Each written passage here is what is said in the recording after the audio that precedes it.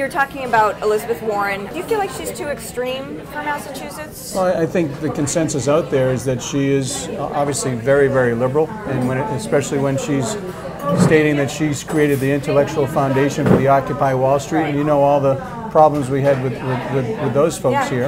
And then the fact that she's going to leave blood and teeth in the streets and not going to compromise and only wants to work on big things. Well, you know, we have plenty of ideologues down there and a lot of partisanship down there already. She doesn't understand how things work down there. If you're going to get anything done, especially the fact that there is a check and balance, you need to work in a bipartisan, bicameral manner to get things done. You need to work across the aisle. And as you know, just because you follow me more than most, you know, I am the most bipartisan person in the delegation, and one, if not the most, in the entire Senate. As a matter of fact, Professor Warren said that it was the best financial regulation bill in 3 generations. And for them now to somehow criticize me for being a fence sitter on the START Treaty, I'm a fence sitter? Are you kidding me? It never would have passed. Don't ask, don't tell, never would have passed without my leadership. By saying that I'm going to keep an open mind, I'm going to wait for the reports to come in, I'm going to speak to the generals on the ground. You know, I'd rather be thorough and rational than you know, shoot from the hip and be in lockstep, because you know what a lot of folks do? They walk in and they say, Mr. Leader, yeah, how do I... You know, that's how they do it. And it would help if you guys would ask her some tough questions too. You know, and when, you know, ask her about how she would vote on things and why, and because you know, there's I think we do, and then I think she usually doesn't answer. It's all fluff. Give me a break. Well, and that's just it. You see, do you think the media's been treating her with kid gloves a little bit? I just think that if you're going to find out where people stand, you got to ask them tough questions like you guys ask me every single day.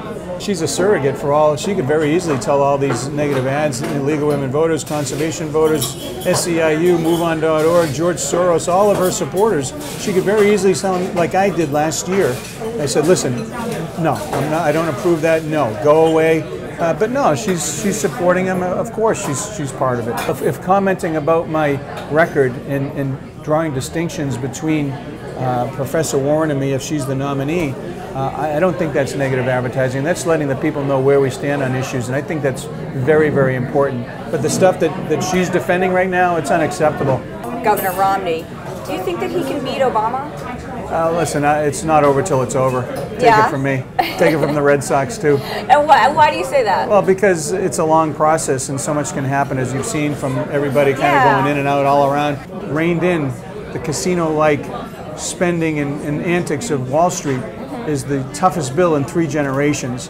And for her to say somehow that I'm Wall Street's favorite, I find it disingenuous, because I'm raising money just like every other member of the delegation, number one. And Professor Warren's also taking Wall Street money. And so for her to say things like that is, once again, it's a lie. I'd rather be your 85% friend than your 100% enemy. We're not going to agree on everything, but know that I read and understand the bills, and I vote every time on what I think is the best interest of the people of Massachusetts and our country. They still think it's the Kennedy seat. They still think it's a Democratic seat. It's not. It's still the people's seat. I remind myself of that every single day I go to work.